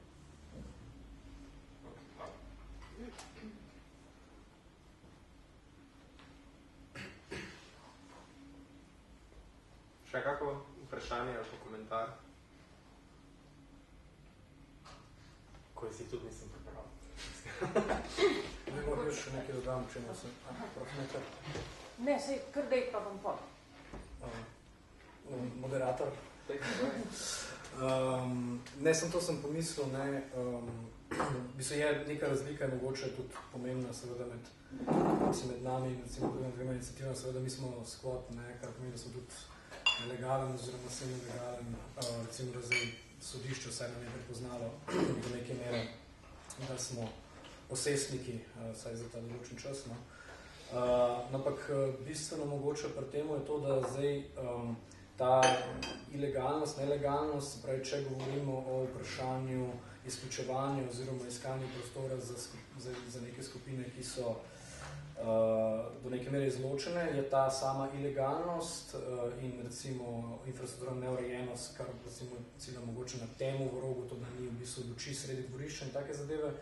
Torej, po eni strani se to iz vidika nekega urejenega mesta zdi kot nekaj izjemno negativnega, nekaj umazanega, nevarnega in tako naprej. Ne? Ampak resnici to vršna odsotnost infrastrukture in tema v bistvu služi za pribežališča nekaterih, ki druge pač na tej mestni svetlobi pravzaprav ne morejo oziroma imajo tam nek problem. Ne? Spravi, to je nek pomemben del. Ne? Spravi, čist infrastrukturno gledano, če bi mi uvedeli recimo luč sredi dvorišča, bi se situacija socialno, politično spremenila radikalno. Ne? Ampak, kar se hotel v bistvu še na to tukaj navezanje na to povedati, je to, da seveda zdaj ta rok je bil 10 let temen. Ne? In lani v bistvu se je prvič zares zgodilo zaradi te zunanje nevarnosti, da smo stopili ven in da smo pač začeli v medijih nastopati precej več in tako naprej, da bi zgradili pač nek temelj tega odpora, ki smo ga poskušali speljati. Ne? No in v okviru tega seveda nas je bilo nekaj, ki smo šli potem zelo natančno tudi študirati recimo zgodovino prostora in molov projekt, ki traja v bistvu pravzaprav od leta 2006 dalje. Ne? In v resnici pa ne samo tudi, da njihov projekt traja od leta 2006 dalje, ampak od leta, mislim, da 93 so bili že prvi te zazidalni poizkusi narejeni, arhitekturne študije za prostor in tako naprej. In tam je bilo, se pravi, v teh 90 in konec zgodovine so tam res teplice, pa kazino, pa take ideje. Vse mogoče, zdaj to je nek projekt oziroma neka ideja, ki že preko 20 let ne, se je razvijala. No, ampak hkrati pa recimo znotraj tega, in to je v navezavi tudi na, se pravi, obdobje od 2006 naprej, ko se je konkreten projekt razvijal in ko ne bi bil ta projekt mislim, saj MOL tako trdi, tudi vključujoč, ne, tudi recimo najbolj upošteval uporabnike. Realno gledano je to bilo izvedeno na ta način, da ko je bil 2008 že zaključen arhitekturni razpis in določen projekt in tudi to pomeni arhitekturni razpis, ki že določa tudi vsebino Od takrat naprej so oni začeli enkrat letno recimo organizirati neke javne debate z vsemi deležniki in pač rogovski uporabniki so bili eden izmed deležnikov in takrat so nekateri pač tudi na to hodili in tam seveda so imeli možnost nekaj povedati. Seveda je pa totalen problem že od vsega začetka zaradi tega, ker je projekt že narejen, zaradi tega, ker je to vključevanje razumljeno na to, da enkrat na leto imaš neko javno srečanje in zaradi tega, ker so v rok zapeče ljudje, ki ima načeloma problem z, ne vem, javnim govorom, nastopom, sploh izpostavljanjem samega sebe v javnosti. Ne? Spravi, tukaj nikakor ne moramo govoriti o vključevanju, čeprav po nekih formalnih pravilih je bil to vključujoč projekt. Mislim, bolj bo tukaj pač recimo od začetka bo stal na tej poziciji. Bottom up from top down. Ja, to nekako, ja. No, ampak recimo, kar pa znotraj recimo te naše raziskave celotnega projekta in OPN-ja, oziroma lani je bil tudi podan ta nov predlog občinskega prostorskega načrta, na katerega se lahko potem zainteresirane stranke so lahko tudi recimo neke predloge dali oziroma kritike, kar smo mi tudi naredili. Ampak znotraj tega je bilo zanimivo to, ne, da v bistvu vidiš, kako že na tej popolnoma strukturni, pravno-formalni ravni se delegitimira to vrstno rabo, kakršna je naša seveda. Ne. Recimo en primer odličen je znotraj cele te dokumentacije, ki je bila v teh 10 letih narejena, je tudi pač ocena Zavoda za spomeniško varstvo, zaradi tega, ker je ta glavna stavba od Roga je spomeniško zavarovana, ker je v bistvu neka posebna gradnja začetka 20. stoletja, ki je, mislim, da prvo železno-betonska konstrukcija v Evropi na nek specifičen način narejena, kakorkoli. To je spomeniško zavarovano in zato je pač nekaj ogromen dokument obstajal temu in v samem uvodu, ki pač gre nekako čez zgodovino rabe, je navedeno to, da se leta 2006, torej leto zasedbe, začne neautentična raba. To je vse, kar je navedeno v temu, kaj se zgodi po letu 2006. Ne? Prej je v bistvu recimo rok že od 2001, ko se je celotna produkcija preselila na obrobje Ljubljane, je bil 5 let zapuščen, ampak tisto očitno je še bila autentična raba, ker je bila v lasti pač tiste firme še, kakorkoli, ne vem. Ampak od takrat naprej pa je neautentična. Seveda bi jaz trdil popolnoma nasprotno. Ne? V Rogu danes delajo, pač dela se, mislim, če je bila to nekoč neka socialistična tovarna, ne? Mislim, to zdaj tako malo ideološko, totalno. Ampak se mi zdi, da je to precej bolj autentično ali pa v povezavi to, kar se danes dogaja v Rogu z tistim projektom, ki ga pač MOL recimo poskuša izvesti. Ne? No, to je bila ena stvar. Ne? Druga stvar je recimo, ko smo gledali ko smo dajali pripombe na občinski prostorski načrt, v bistvu smo ugotovili, to je tako splošno znano dejstvo, ampak ko se enkrat zaveš tega, je mogoče malo drugačne. To, da je v bistvu vsaka 5 prostora, vsak kvadraten decimeter v Sloveniji, pač jasno določeno lastništvo, oziroma saj naj bi bilo, in predvsem pa namennost prostora. Namennost je pač obstaja določene kategorije namennosti, ki so pač v občinskem prostorskem načrtu določene in na to namennost je potem vezano tudi uporabno dovoljenje za recimo stavbe oziroma objekte, ki so tam zgrajeni. Problem je, da v bistvu recimo naš tip dejavnosti ne paše v nobeno tovrstno kategorijo, predvsem pa zaradi tega, ker nismo formalizirani, ampak smo pač neformalna skupnost ali kakorkoli prakse, nikakor ne moramo sploh vstopiti v to vrstno kategorizacijo, ker je pač vsaka ta namennost prostora, recimo zdaj bom malo pretiraval, ker to v realnosti se seveda ne izvaja, ampak lahko pa bi se v neki recimo 84 verziji, ne, recimo temu, da je, če je namennost prostora neka specifična, določena, mora vsaka dejavnost, ki se tam izvaja, tudi pravno, formalno biti definirana kot taka. Ne? In takrat dobimo to izjemno lepo povezanost namennosti samega prostora in dejavnosti, ki mora biti to pomeni prijavljena, kot taka dejavnost, mora plačevati davke, mora pač račune izdajati, mora vse te zadeve. Ne?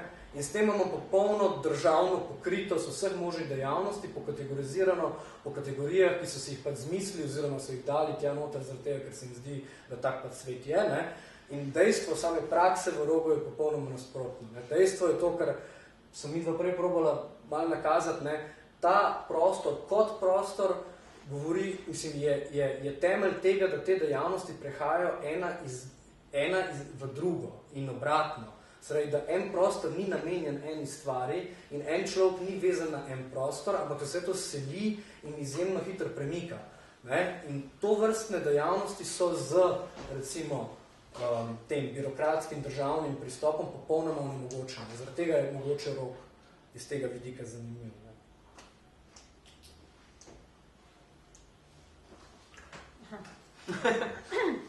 Ja, zanimivo. Kaj sem že hotela reči? Ja, malo povezano v bistvu z vsem skupaj, pa v resnici, kolikor je meni znano, je v tej naši ljubi državi mladi Sloveniji obstaja popolna anomalija v primerjavi z drugimi državami, kar se tiče nekih teh stanovanjskih vprašanj in vsega tega. Skratka, mi imamo, ne vem, 80% je lastniških stanovanj v tem Nemčiji.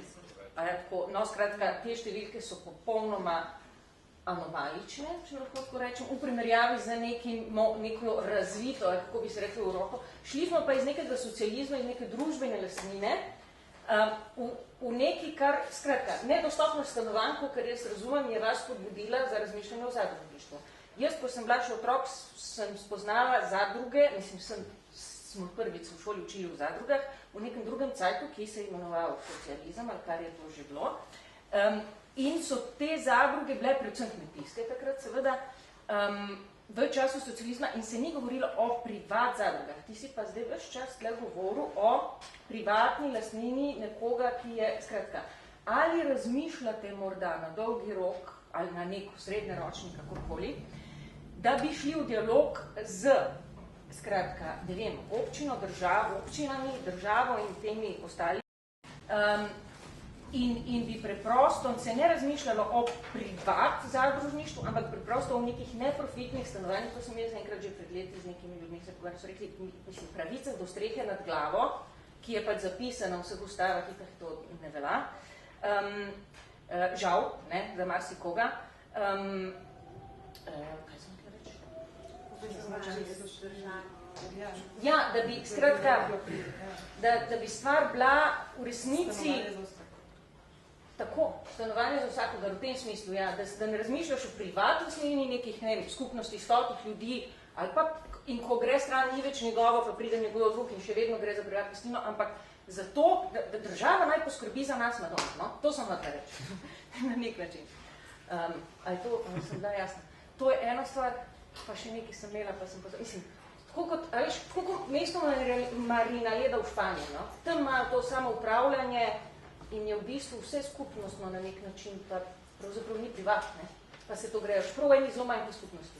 Ampak tam to špila.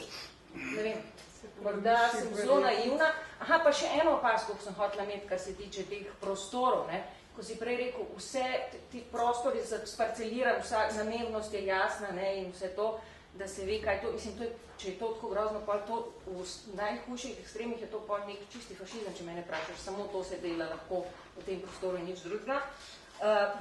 Še neke podatke imam izpred, ne vem, 10 let, kako je od osamosvojitve Slovenije pa do pred 10 leti se število površin, ki so v Sloveniji namenjene trgovinam, povečalo za 2,75%, tako v 15 letih je bilo 2,75% po celotni Sloveniji. Skratka, trgovina in skratka, govorimo o tem, kako se širi prostor privatnega na račun javnega prostora. No?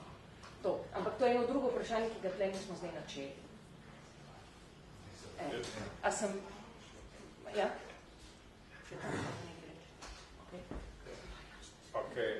Bom jaz prvo sem jim Klemen dodal kaj zraven, če sem slučajno, če spet pozabil kaj povedati, no, ampak vsekakor mislim, da vaše vprašanje nekako izraža to, da nisem uspel dobro skomunicirati, v bistvu, kaj se mi zauzemamo. Pač.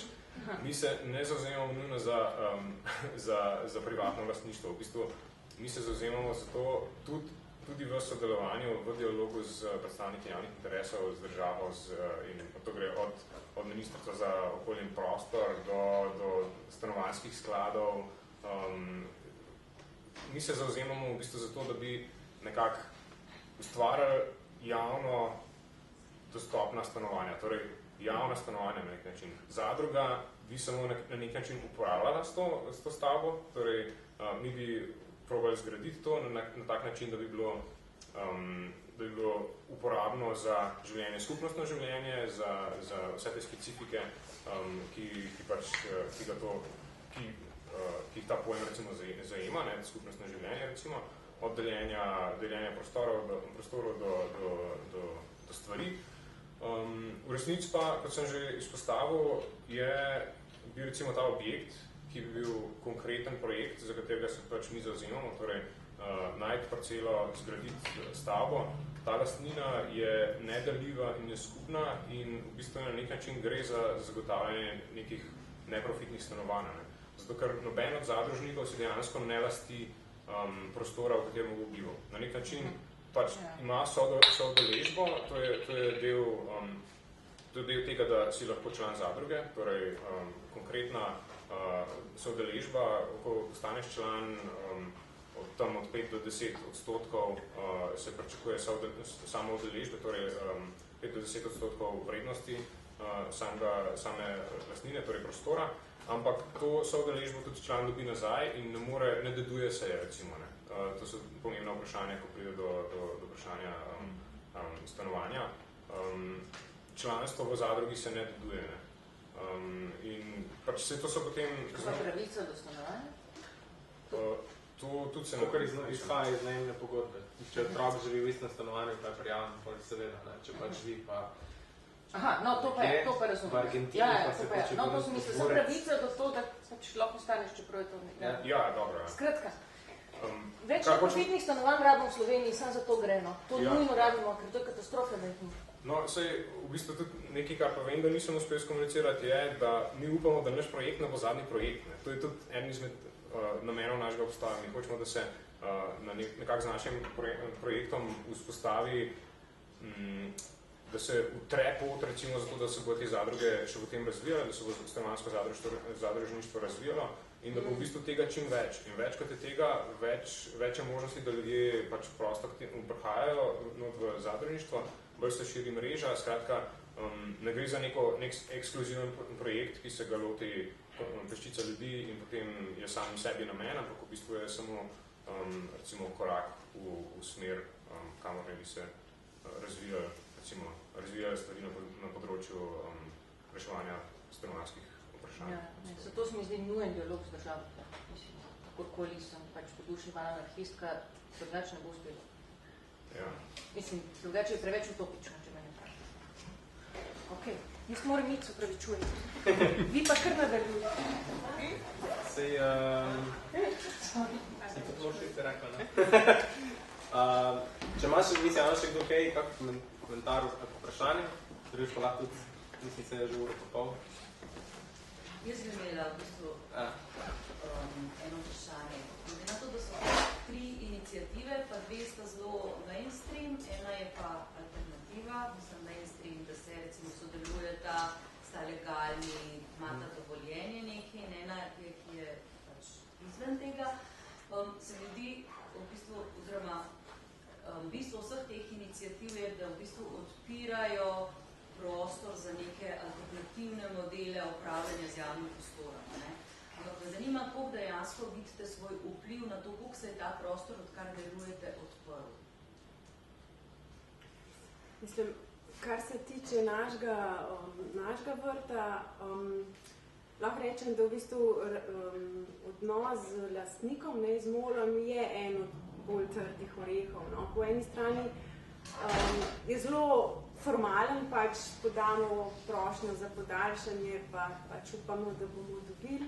In to je nekako šlo kar dosti tako po tekočem traku. In potem se pa tako zgodi, pač, da v enem letu, ko Ljubljana kandidira za zeleno prestolnico, pač smo zvedeli, da je recimo bil naš projekt tudi med projekti, ki jih občina podpira oziroma omogoča s dovoljenjem.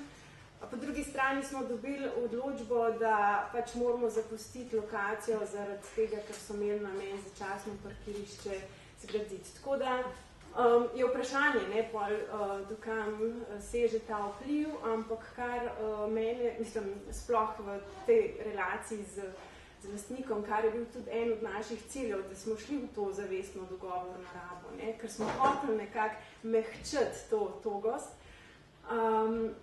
In recimo tudi znotraj mreže za prostor smo delali v sodelovanju z Pravno-informacijskim centrom pa Inštitutom za politike prostora pač eno analizo o tem, kakšen je pravni formalni okvir že obstoječ, sprav zakonodaja za začasno rabo in v bistvu apelirati na lokalne skupnosti, občine in države, da bi v bistvu bolj proaktivno pristopili k uporabi tega, rečemo, instituta ali mehanizma, zato da omogočajo začasno rabo.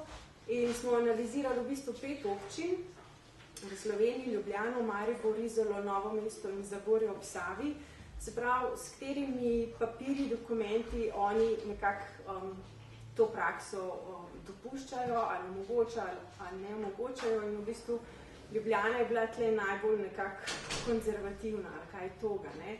In tako da to je, kar se tega tiče razmerja z lastnikom in nekako rahljanja teh okvirov, ampak po drugi strani me pa ful veseli, ko vidim, da je vedno več raznih pobud in praks v prostoru, tako da mislim, to zdaj ne gre zdaj za neko nadaljevanko ali ne vem v tem smislu, ampak so taki časi v bistvu, so tudi v bistvu to taki časi, ki so pogojeni s tako imenovanim austerity urbanizmom, ne, se pravi v bistvu nekimi planerskimi praksami v bistvu države in občine, ki na račun pač tega, da je vedno manj denarja v javnih blagajnah, ne, vedno več tudi dopuščajo, da take skupine in prakse privzemajo nekaj od teh storitev ali pa dejavnosti, za katere bi sicer mogli pač javne službe poskrbeti. Ne? Tako da to je pa druga stran tega.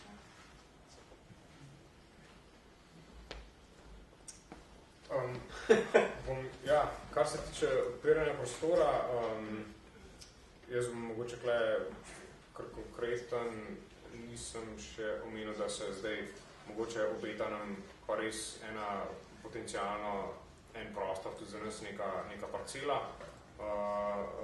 Tako da pač, in tudi, ko bom rekel, tudi sploh stanovanjski skladi, s katerimi se pogovarjamo, oni so dosti zainteresirani za sodelovanje z nami in za naš projekt.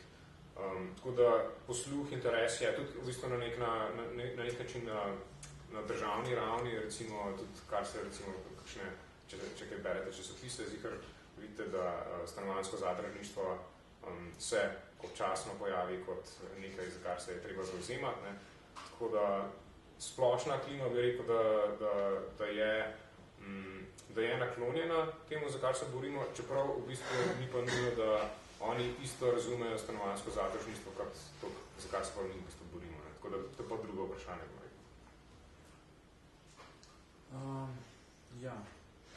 Odnos do lastnika z nami. Ja, ne vem, na tem področju je tako Metelkova nekako največ naredila, ne? Mislim, kjer je isti primer tega, kjer se pač Ljubljana hvali in Guardian na članke in bla. Ampak po drugi strani je pa malo preveč naredila, ne? Ker zdaj pač je še ena Metelkova in pa mi moramo govoriti, zakaj nismo še ena Metelkova in vse to. In zdaj po tretji strani pa zdaj to, kar mi počnemo, pa nek način tudi preveč mogoče počnemo in se bo zdaj nek kontramehanizem sprožil morda, da preprečiš, da se še kdo drugi kaj takega podobnega počne in neke podobne upore začne zganjati. Ne? Tako da, ne vem, to je nekako tako splošno, bolj konkretno je pa lisice so. Ne vem. Ne vem, to je drugič, no, to je res dolga štorija, da gremo zdaj posamezno tako spla pogajanja, pa mislim, že prej posamezni pogovori na kafah, pa pogajanja, pa sodišče, pa vse to po mediaciji. Predvsem pa v razmerju dejavnosti se mi zdi, da Recimo, mi smo takrat, lani od junija dalje in že malo prej smo dobili v bistvu v javni sferi ful podpore. Mislim, da je to deloma treba pripisati pač temu, da mogoče je malo velja ta neka, recimo, leva hegemonija javne sfere slovenske, ki pač mora a priori ideološko podpreti neke mlade, upirajoče se, kar je za nas sicer super na nek način, po eni strani pa tudi mogoče ni toliko super, oziroma se je zelo hitro potem izkazal v, recimo, potem kakih bolj osebnih pogovorih in tako, da sicer ideološko nas ogromno ljudi podpira, kot kvazi levi projekt, ne, ampak potem pa zelo hitro priješ do tega, kar je bil srž, recimo, ideološkega problema do lastnine, do vprašanja lastnine in javne lastnine predvsem. Ne, kdo je MOL, ki se to lasti in kdo smo mi, ki zdaj smo in to uporabljamo in to ni naše in da vendarle pa tukaj nekaj, mislim, ta problem je prišel zelo hiter na površje in mislim, mene je to zelo presenečalo, ker je prihajalo to recimo iz smeri oziroma iz pozicij, ki načeloma se definira popolnoma levičarsko in pač celo, ne vem, identificira do neke mere, ali pa saj nostalgično identificira z nekim socializmom in tako naprej. Ne? In ta problem je očitno v 20 letih je ta mentaliteta popolnoma se spremenila, ne vem, prehiteva mogoče zdaj, no. Zdaj, se pravi, to je mogoče vprašanje čisto javnosti, javnega mnenja, ne. Jaz mislim, da prej, kakor da je prišlo do nekega premika, so prej problemi privreli na površje, ne. To je ena stvar, druga stvar pa recimo zdaj premiki na nivoju, se pravi, zakonodaja, kaj takega, ne. Ker s tem kakor sem prej, ko smo se tudi ukvarjali, se pravi, dali smo te predloge na občinski prostorski načrt in tako. No, hkrati recimo en zanimiv dogodek je bil ta, da je v bistvu tudi šel par mesecev nazaj, v bistvu konec lanskega leta, v obravnavo tudi predlog, kako že tega arhitekturnega pravilnika novega na državnem nivoju. Da se ne bo spomnil točno imena, ampak v bistvu se pravi, ne gre za zakon, gre pa za neko obliko strategija, tako mislim, da je nacionalna arhitekturna strategija, mislim, da je tako, ne. In mi smo takrat noter, seveda, smo šli takrat tudi brati, ne, in smo takrat tudi dali te predloge, ko je bil čas za to. Teh predlogov so bili izjemno veseli, so nas posebej povabili na javni razgovor, kjer nismo prišli do besede. Po tem predlogu, po tem razgovoru smo se srečali z temi, ki so to organizirali osebno na cigareto, zunaj so rekli, da to je pa odlično, da to je pa paradigm shift, kar mi predlagamo in da to se moramo posebej za to dobiti in da dajmo se slišati. In so se 2 maila izmenjali in potem niso nikoli več odgovorili. In slučajno vem, da vsi, ki so te predloge dali, zdaj obstaja nek dokument, ki ga mislim, da nismo prijeli, z njihovimi odgovori na te predloge in v tem dokumentu je neka razpredelnica na začetku, ki je razpredelnica teh, ki so predloge dali in naslednji okvirček je to njihov odgovor, nek plus in minus, no pri tovarni Rok oziroma pri nas je ta okvirček zdaj prazen in mi o tem nič ne vemo. Se pravi, to je spet to na nek način porivanje v temu oziroma to, da načeloma fini ste, borite se, ful imate dobre predloge, ampak v končni fazi ste pa malo preveč problematični. Ne bomo se zares z vami ukvarjali, ne? Tako nekako. Kaj pa, če bi samo dal kaj repliko, kar pa se mi zdi, da v končni fazi gre dosti podobno za vse tri projekte, ki so bili kaj predstavljeni. Se mi zdi, da je na nek način nam vse to skupno, da neke lepe besede pa neke misli spodbude, ampak hkrati pa, kaj pa treba nekaj konkretno delati, je pa na dolgi rok vprašanje, kakšna je resnica. No, jaz bi v bistvu na to dodala tako, od zunaj jaz vidim to, da se recimo vi vsi na svoj način borite za ene alternativne, torej ste nek upor, ampak hkrati pa v bistvu neke te strukture, ki imajo moč, uzurpirajo te prakse, kadar jim paše. Ne? In jih uporabijo za promocijo zelene prestolnice, reševanje stanovanjskega vprašanja ali Metelkovo mesto kot super turistično kraj alternativne kulture. Ne? In mislim, da to v bistvu na en način manjša ta upor, oziroma ta naboj, revolucionarni naboj, ker se te prakse na en način uzurpira. Ne? Po drugi strani pa ta kriza v bistvu vzpostavlja neko to krizno ustvarjalnost, ki je edina še mogoča s temi omejenimi sredstvi. Ne? ker je to tudi ena taka niša, v katero se vsi po moje ujamemo, ker če želimo neka sredstva dobiti za svoje delovanje, vseeno moramo igrati po nekih pravilih, ne? Vključno z Rogom, ki se, ne vem, vseeno govori na sodišču, ki je neko pravno formalno, ker pač nima druge izbire, ne? In a sploh so neke alternative pravega upora v nekem tem času? Proletacija se je že združila. Naj pride pač urban gardening v Rog, na dvorišče in na streho in naj se vzpostavi zadnja stanovanja v praznih prostorih, teh je mnogo. Ma ne, mislim, to vrstne, vse točno to, mislim, vse to vrstne prakse so pomembne in se pač povezujejo, ne, so v končni fazi se mi se poznamo, Klemen je tudi recimo v Rogu bil takrat, je sodeloval, ne. Ampak predvsem pa tudi, mislim, pomemben podarek je pa na temu, ne, mislim, se nikakor ne gre dan za to idejo, da, mislim, mogoče včasih se to še dalo, neko, mogoče si lahko res razredno ločen, ne vem, buržuje pa proletarce, pa tako danes na zahodu, v centru kapitalističnega sistema, pa mislim, tisti, ki so zunaj, so res zunaj, ne, velikrat, ne, sploh nima nikakršnega dostopa do neke infrastrukture in mi, vsaj mi, ki danes tukaj sedimo, sigurno nismo te popolnoma zunaj, ne. In tudi te prakse, iz katerih izhajamo, niso neka totalna zunanjost pač nekemu sistemu predpostavljenemu kakorkoli. Ne. V končni fazi tudi Rog sam po sebi, brez občinskega projekta, Rog sam po sebi je del gentrifikacije. Sej, mi, mislim, če greš en dan v Roga, ki je malo lepši, pa tudi, če ni malo lepši, ima tam skozi turisti noter, hodijo pa šklocajo tiste grafite, pa to, ne, mislim, še sami imamo kdaj kakšno vodstva tam, ne, mislim, v končni fazi tudi naša lastna praksa je del gentrifikacije, ne. Zdaj pa vprašanje, koliko se mi tega zavedamo, pa kako znotraj te gentrifikacije delujemo, ne. Zdaj, če gentrifikacija predpostavlja nek impoverishment, kako bi to po slovensko rekel, osiromašenje, recimo, neposredne lokalne okolice, zaradi nekih socialnih dejavnosti in recimo tega, da so nekateri ljudje se prisiljeni izseliti, kar sicer v Sloveniji ni primer, ker imamo večji lastniški delež, kakor najemniški, ne. Tukaj noter potem je treba poseči, ne, se pravi, svojo dejavnost, znači, ja, v vsakem primeru na nek način gentrificiramo. Trubarjeva se je v zadnjih 5 letih furo razvila. Mislim, ravno v tem, to je najbolj gentrificirana ulica trenutno, ne.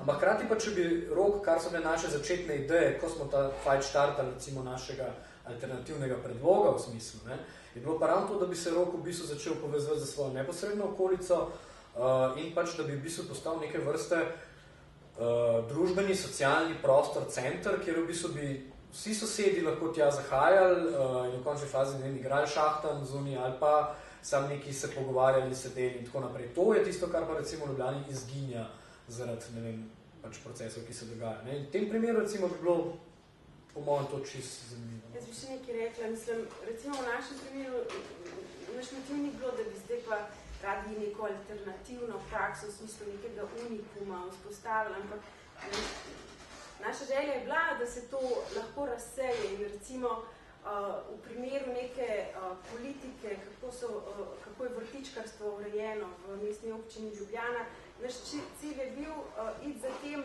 da mestna občina nekako posvoji, lahko ne posvoji v bistvu ta princip, da naj bodo vrtički sred soseskne, ne pa za ringom, recimo, kakor so zdaj v tej namembnosti prostorskega plana, ne, vrtički pač na robu mestne občine. V tem smislu se mi zdi škoda, da niso nekako, da ni bilo več od tega, ne vem, kar se je pokazalo, da tudi deluje in zakaj so se ljudje pridružili, zato ker v bistvu je neka potreba in v tem smislu stvar deluje, zakaj ni več od tega bilo prevzetega, ne, meni bi bilo to v bistvu dobro. Ali pa tudi ta ideja začasne rabe pa aktivacije degradiranih območij je bila osvojena do točke, da se zdaj delajo začasna parkirišča, ne, tudi recimo ne glih prav uspešna izvedba. Mislim, jaz bi na to tvoje vprašanje glede uzurpacije pa upora, ne, mogoče rekel ene par stvari o drugemu, ne. To bi ene 3 primere izpostavil. Prvi primer je Trubarjeva hiša literature. To je en kraj, kjer filozofi, kjer ne najdejo svojega prostora, ga najdejo tam. Potem je omenil galerijo Dobra Vaga. tam okoli leta 2013 do 2015 so praktično vsak petek v Boris placu v Rogu imeli razstavo Zino. Zdaj je Zine vitrine eden bolj obiskanih otvoritev v Ljubljani z nekimi 50 ljudmi vsak mesec. Zadnji primer, ki je tako najbolj smešen, bi pa omenil Indigo festival MGLM, mestni galeriji mesta Ljubljane. To je pa, mislim, na prvi teden v septembru. In je pač lani po vseh teh stvareh, ki so se dogajali z Rogom, njihova tematika tega festivala bil upor. Tako da pač...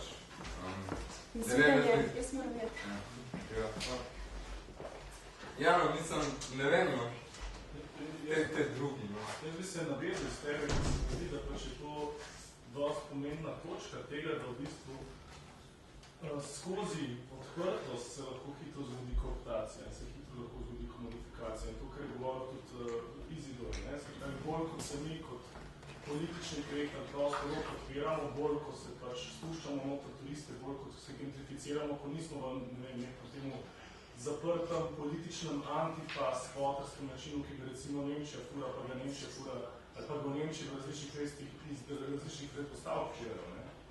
Ta začasnost Roga je tukaj zelo pomembna. Bolj kot se odpiraš, paradoksalno akurata, bolj kot se odpiraš, bolj te lahko v bistvu oblast samo projekt. Prepoznam tvoje prakse, evo, vse pravo Indigo festival. Ja, mogoče še tako dve takih smešnih stvari. Za Indigo festival so neke vladne denarje plačali nekemu marketingu iz Kevka, to čisto bajdeno. Drugač pa obstaja v knjižnici Otona Župančiča, sem videl nek zemljevidek, ki je financiran strani mestne občine Ljubljana in piše gor neki Kills by Locals. In mislim, da po številko 52 najdeš tovarno Rog, kjer lepo piše, ti pa še ono malo alternative, če bi se rad znajdel v mestu, kjer boš lahko videl in neke umetniške studije in boš pol zvečer zavil na koncert, lahko prideš tjem. Tako da tudi moram nekako vnovič pripoznavati vrednost Roga. Ne vem, mislim, nobenega pametnega zaključka. Tako da bi mogoče sam vas povabil, da lahko knjigo kupite tukaj, malo poblagorenja, po nižji ceni. Pa hvala, da ste kršili, ne? To je to, ne? Dobro. Ja. Ti posodi. Laj si še. Ja, to je to.